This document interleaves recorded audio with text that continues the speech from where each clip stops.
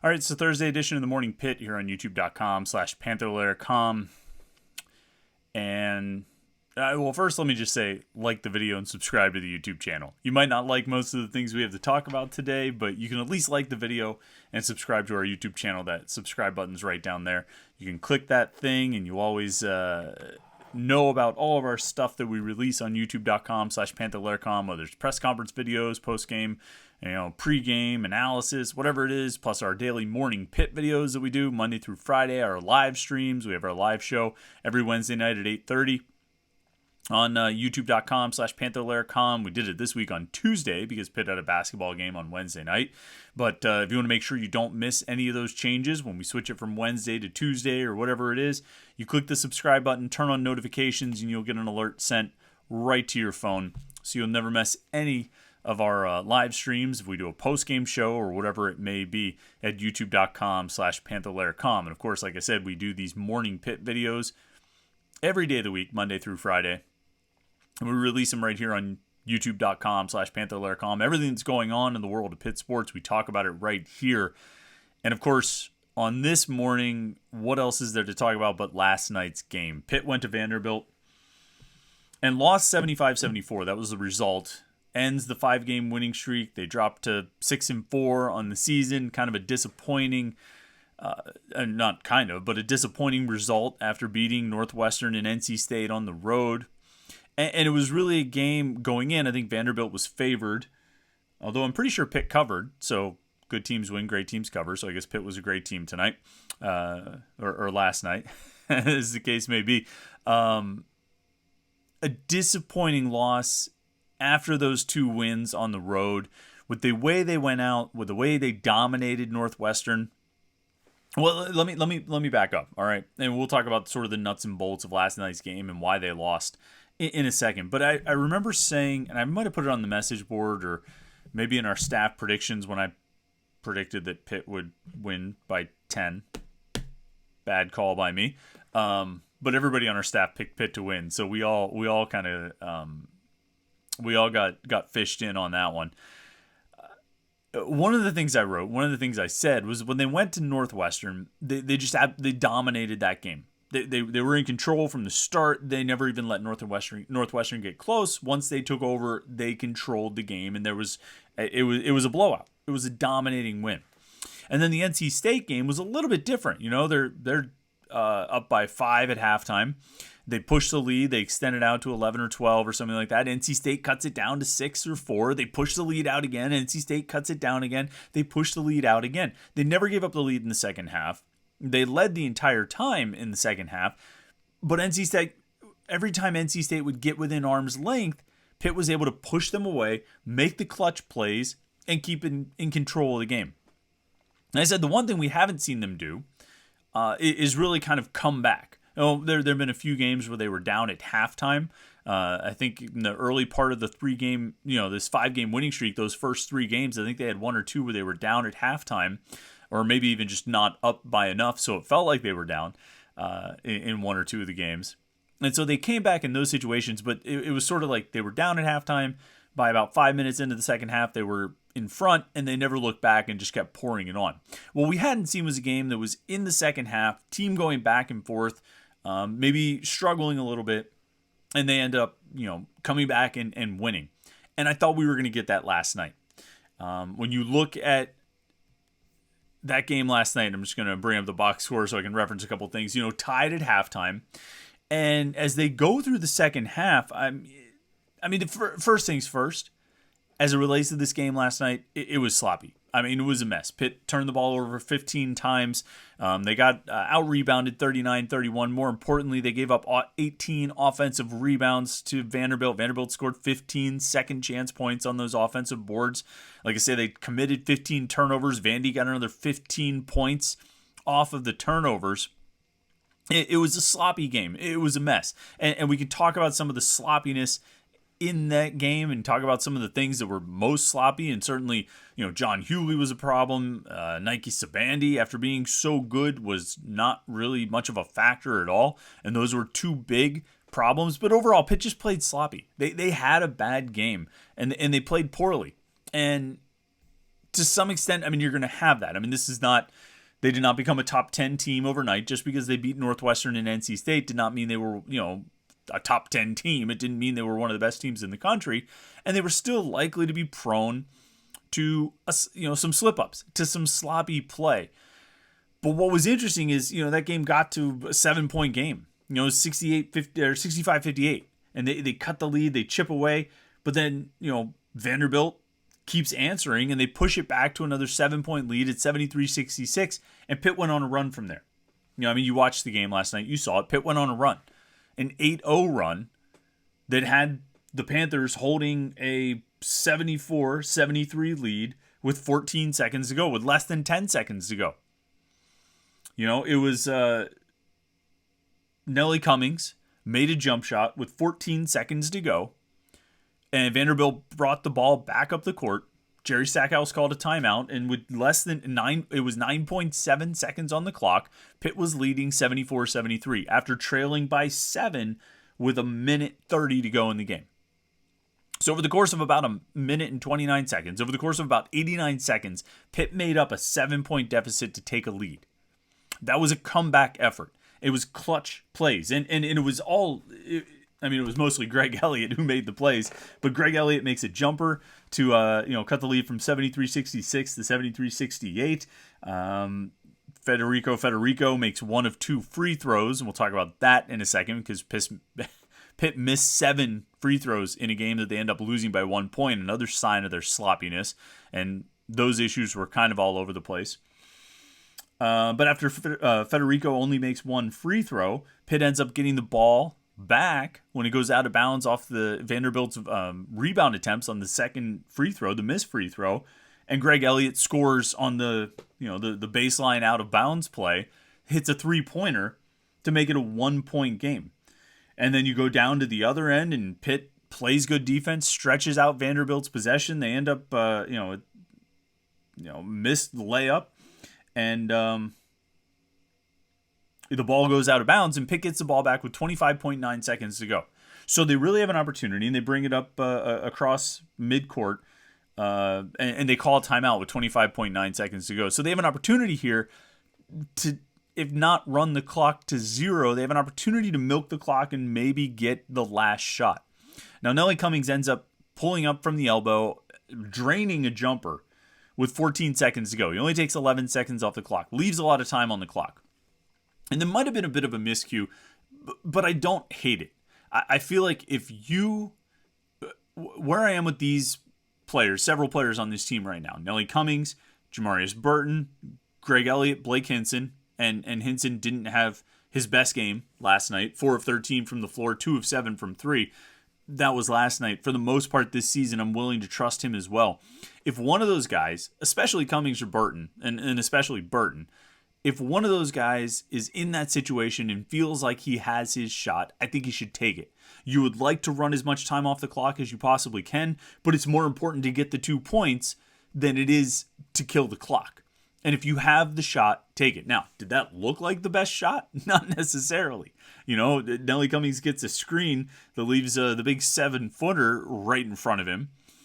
Federico sets a screen for Cummings, and it leaves Vanderbilt's big 7-foot center right in front of him that Cummings is able to pull up and shoot over him and drain the jumper.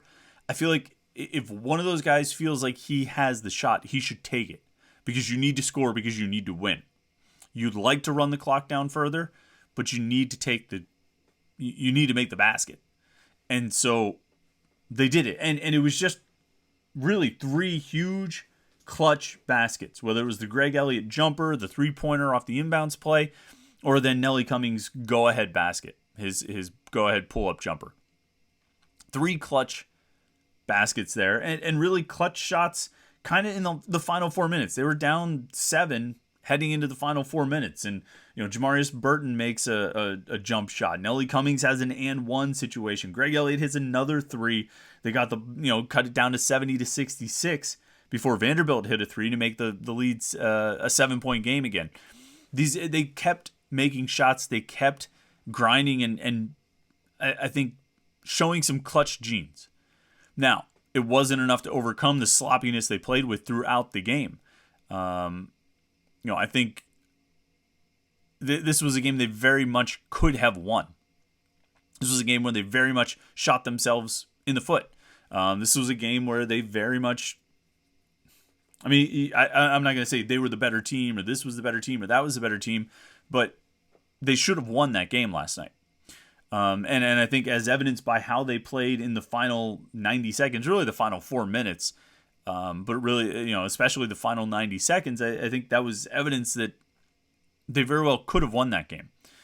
But the turnovers, the, lack of preventing Vanderbilt from getting offensive rebounds, the free throw shooting, again, 14 of 21 from the line. Blake Hinson goes 4 of 7. John Hughley missed 1. Jamarius Burton missed 2. Federico missed 1. If you miss 7 free throws in a game you lose by 1, that looms pretty large. If you commit 15 turnovers and Vanderbilt scores 15 points off of it, that looms pretty large. If Vanderbilt gets 15 second chance points on their offensive rebounds, that looms pretty large. And it did them in last night. Because they're not a perfect team. They're not a top 10 team. They're not an NCAA tournament team just yet. They're a team that's still growing and evolving, playing its 3rd road game in a row. And they were bound to have some slip-ups at times. The John Hughley problem, though, is growing a little more concerning. And I keep saying this line. I keep saying it over and over again. I'm not worried about Hughley. Not worried about Hughley. Hughley's going to be fine. I'm not worried about John Hughley. And I'm still there. I'm just a little weaker in my confidence about it. Not quite as assertive and certain about John Hughley and his long-term prospects here. I shouldn't say his long-term prospects here, but I mean, incredibly disappointing game from Hughley. 8 points, 2 of 5 from the floor. He made a three-pointer, I guess. No rebounds. John Hughley, no rebounds. I can remember years ago, I think it was like a game, Sam Young had no rebounds in a game.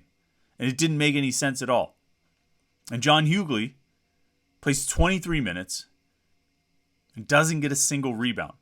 Jamarius Burton had 8 rebounds. John Hughley had none. Federico had 5. Blake Hinson had 5. Nelly Cummings and Greg Elliott had 3 each. John Hughley had 0 rebounds.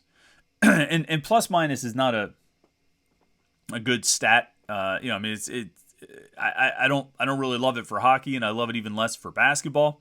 But when you look at the plus minus in the box score, John Hughley's was the worst.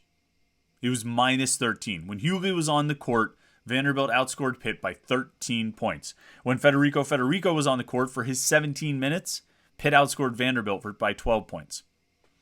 There were 4 players who were plus and 4 players who were minus. Federico was plus 12. Cummings and Hinson were plus 6, and Elliott was plus 4. John Hughley, minus 13. Jamarius Burton, minus 4. Nate Santos, minus 7. Nike Sibandi, minus 9. Sibandi also held scoreless. Sibandi didn't even attempt a shot. He had 1 rebound in 18 minutes, 1 turnover, 1 foul. That was his stat line. And it was a disappointing game for a lot of guys. I think they do need Nike Sibandi to get back to the way he was playing earlier. Really the last few games. But they really, time is starting to run out on how long you can wait for John Hughley. I shouldn't even say it like that. It's not that time is starting to run out on how long you can wait, because you're not going to do anything. You're not going to change anything. You're not going to bench John Hughley any more than you already have. You're not going to take him out of this. I actually wouldn't be surprised if they took him out of the starting lineup. I don't think anything's promised to anyone. But you're not going to stop playing him. You're not going to play him for 3 minutes like Nate Santos did last night. You're still going to have him on the court a lot. You're still going to be relying on him. And you're still going to be counting on him getting back into form. But he's not there yet. And every game that passes, and I think it was easier to say, I'm not worried about Hughley. Hughley's going to be fine. Don't worry about Hughley. It was easier to say that when they were winning games. You know what I mean? When they went on a 5-game winning streak with Hughley not really producing all that much, but still seeming to be a good teammate and supporting his guys and doing everything he could on the court, that was one thing. But last night they played a game where he scored 8 points and didn't grab a rebound and was minus 13. And they lost that game. and it's a little tougher to stomach, and it's a little tougher to feel optimistic about, and it's a little tougher to feel like the future is promising with John Hughley when he has a performance like that in a loss. Now you start to feel like, you start to press for him to step it up. And more concerningly, he seems like he's pressing a little bit. And that's a problem. You know what I mean? He doesn't look comfortable in the court. He looks like he's rushing. He looks like he's pressing. And I don't know if they've kind of learned how to play around him. And maybe his teammates need to get him involved a little bit better. He did end up with 2 assists, which was a decent number. But it's not working with Hughley. And maybe the offense maybe they need to refocus the offense on kind of running through Hughley. But with the way he's playing, I'm not sure you can really do that right now. Right now, your guys you can count on are Jamarius Burton, Blake Hinson, Nelly Cummings, and Greg Elliott's starting to emerge here. 20 points last night, 7 of 11 from the floor, 6 of 9 from 3. He had 3 rebounds. He only turned the ball over once, which was the least among just about anybody. Federico didn't have any turnovers, and Nate Santos didn't have any turnovers. But Greg Elliott, played huge. Had a huge game last night. Second half, he had 11 points, 3 of 6 from 3, and just played really well. He was the guy who was keeping them in the game late and made huge shots. And part of that, I guess, is one of the things that doesn't get me too concerned about that game last night. It's a disappointing loss. It's one that got away. It's one that could come back and haunt you. Because, who knows how many wins you're going to end up with in the ACC. And so you really needed to stack wins at every opportunity heading into the conference schedule. You needed to pile up as many wins as you could. And so when you let a game like this get away, or you let a game like VCU get away, it's really a missed opportunity to like I say, stack that win total. They should be at 8 wins right now. Instead of 6-4, they should be 8-2. With just the West Virginia and Michigan games as losses. And, if you're sitting at 8-2 with a chance to be 10-2 heading into the conference schedule, well, you've given yourself a great chance to push close, somewhere into the maybe close to the 18 win range. But if you're only going into the conference schedule with 8 wins as opposed to 10, now it's going to be a little bit tougher. I think it's going to be harder to go 10-10 in the ACC. It's if ever there was a year it was possible, this might be it. But you'd have a much better chance of getting into 18 wins if you went into it with 10 wins in the non-conference. And so you look back and say, boy, you blew those opportunities. You blew an opportunity against Vanderbilt last night. But I think with some of the things like Greg Elliott's shooting, Blake Hinson was a little cold last night. Jamarius Burton didn't have quite the heroics that he had. He had some heroics. He had a big shot at the 4-minute mark to keep Pitt in it. But it wasn't quite like it was in the NC State game and the Northwestern game. Nelly Cummings stepped up, though. What did Cummings finish with? I had the box score up here. Cummings finished with 18 points, 6 of 9 from the floor, 3 of 6 from 3, made all 3 of his free throws. He had 3 rebounds, 5 assists, 2 turnovers. Good game for Cummings, So Cummings stepped up. Greg Elliott stepped up and had his big game, maybe his first real breakout game. And I guess my point is, on a night when, Jamarius Burton and Blake Hinson combined to go 8 of 23 from the floor and 2 of 8 from 3, you get Elliott and Cummings going 13 of 20 from the floor and 9 of 15 from 3. And so I guess my point is, with this team, it feels like through how many games? 10 games. It feels like they've got the guys. They've got enough guys who can step up on any given night. Now, as long as there's always 1 or 2 of them stepping up, you're in good shape. If you have one of those nights where all those guys, where Hinson, Burton, Cummings, and Elliott are all cold, then you're going to be in some trouble. But that's probably natural. I think most teams would say if they have 4 of their 5 starters run cold on any given night, they're probably going to have a rough go of it. But as long as you get, I think, maybe 2 of those guys going, you're going to have a chance in most games. And that was what happened last night. Is you had a game where the team wasn't playing well. The team was playing sloppy. They were committing turnovers. They weren't, rebounding well. Their defense, I think, was real questionable, particularly in the first half. Vanderbilt's offense looked much better in the first half than it really should have. And actually, they were even better in the second half than they were in the first half. But it just, particularly in the early going of that game, it just felt like it was too easy for Vanderbilt. It looked like the defense, which had made strides through the last few games, had taken a couple steps back against a team that's not a very good offense. And so, the defense needs to.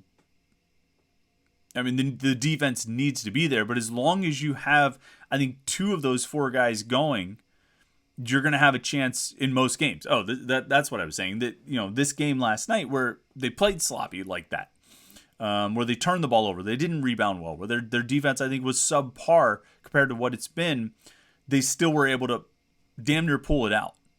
And they were winning the game with 1.1 seconds left before, 4 guys collapsed on one dude around the basket, and usually when that happens, somebody's going to draw a foul, and that's ultimately what happened. And Vanderbilt made both free throws and won the game 75-74.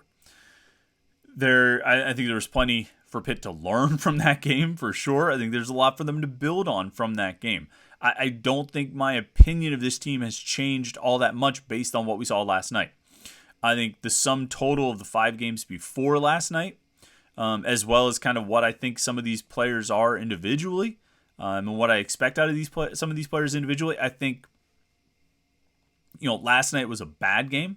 They were bound to have a few of those, and they'll probably have a few more.